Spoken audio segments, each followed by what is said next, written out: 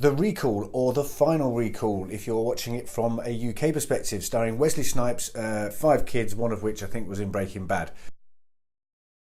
The premise of this film is that we've got these 5 kids that go off to a shack in the woods, and during this point, aliens invade Earth, or sort of re-invade Earth. It sounds like they might have been here a few different times, and basically the premise of what the aliens are doing is coming to do experiments and stuff on human beings, the same as the way Wesley Snipes sort of said it, the same as we approach animals on this planet and how we do experiments and stuff on them, and we don't really care too much about how they feel.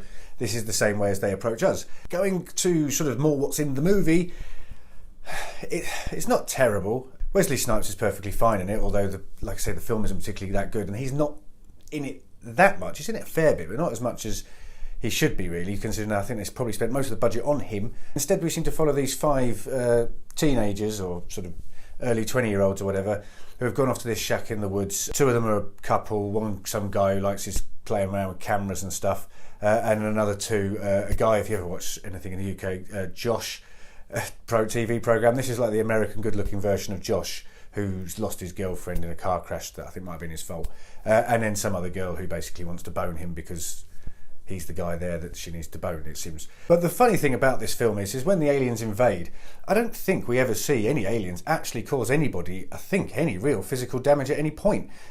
It's just the human beings, and not in a sort of, I don't think this is in a clever sense, it's just stupid. The first time one of the 5 guys dies is the guy with the girlfriend. He accidentally shoots his girlfriend thinking it's one of the aliens. So then she dies. He then, a bit later, gets in a sort of argument with good-looking American Josh, who they then have a little bit of a tussle, and basically good-looking Josh leaves that guy for dead in the garage. So already, after the aliens invaded, out of the 5 kids, 2 of them are down, out basically, but not because of anything really the aliens have done, it's because of themselves. A bit later on, then one of them steps in a bear trap, and so he's pretty much fucked. And then shortly later on, out of the final 2, the girl who happens to have asthma starts having an asthma attack once she gets on this boat, because I think she's got too excited that she might be going somewhere. I'm not really too sure. And she almost dies there, but she does actually survive because good-looking Josh gives her an inhaler, which I didn't really see how he got hold of that. Maybe she passed that to him. I hope that's the case, because otherwise he stole that, and that's all a bit creepy anyway. So that's sort of basically what happens with our 5 characters throughout the film, which is ridiculous. Meanwhile, Wesley Snipes is also in this, and he basically lives in a shack nearby as well. And he's been taken by these aliens in the past, and they've kind of given him some sort of special powers and stuff, as it turns out. So he can do certain things that obviously the average human can't do. So what the aliens do, although it seems to leave a bit of a horrific memory, they upgrade human beings. And that's sort of what we sort of see towards the end of the film. But in terms of Wesley Snipes, his whole basically point of being in the film is that he's an ex-Marine who can do all sorts of shit, and he's got a vendetta against these aliens. So once they start invading, or landing, or whatever they're doing really, he goes off to start trying to kill them, and sort of helps the kids a little bit at points, but not really. And he's perfectly fine in it, but I'm not really sure why he's in this film, to be honest.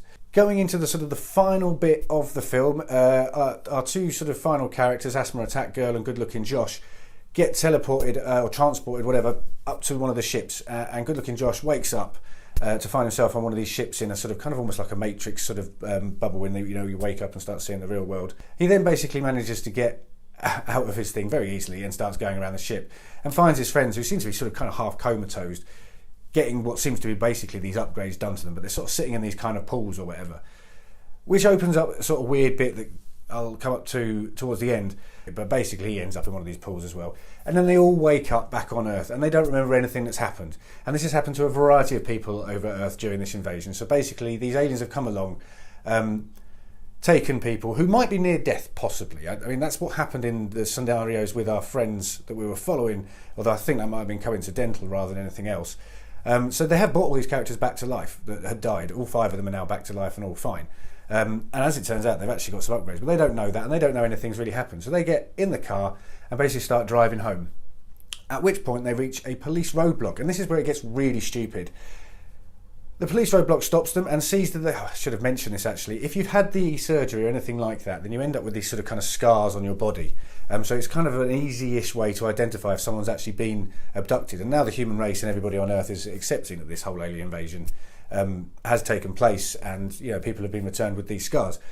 And what turns out is that the police are, with some sort of armed sheriff troops there as well, they're going to try and kill these kids. And so they start trying to kill the kids, but the kids, because of the powers and stuff they've now got, along with a bit of assistance from Wesley Snipes in the woods, kill all of these police officers. And then decide to sort of basically sort of kind of hold hands or whatever and just walk off into the woods. Like, I don't get it. I don't get it at all.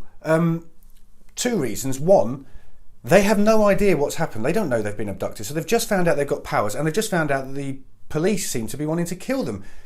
That doesn't seem to faze them at all. They leave the car behind and just walk off into the woods. I don't get that at all.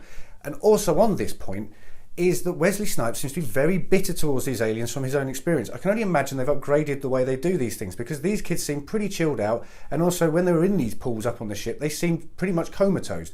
So I don't understand why Wesley Snipes has got such a sort of bitter reaction, because he probably didn't actually remember any of it if it's the same experience as they had. So all he did is actually get some upgrades. And as far as I can tell, they weren't necessarily, him and his kind weren't necessarily being hunted down previous to this. So all of that to me is just crap, basically. The ending kind of makes what isn't a very good film even worse. And so in my conclusion, partly because of the ending, although I should say the CGI and stuff wasn't too bad, considering I think Wesley Snipes took the entire budget for his acting role in it. All of that said, final score is a 4 out of 10, and I wouldn't really recommend watching this.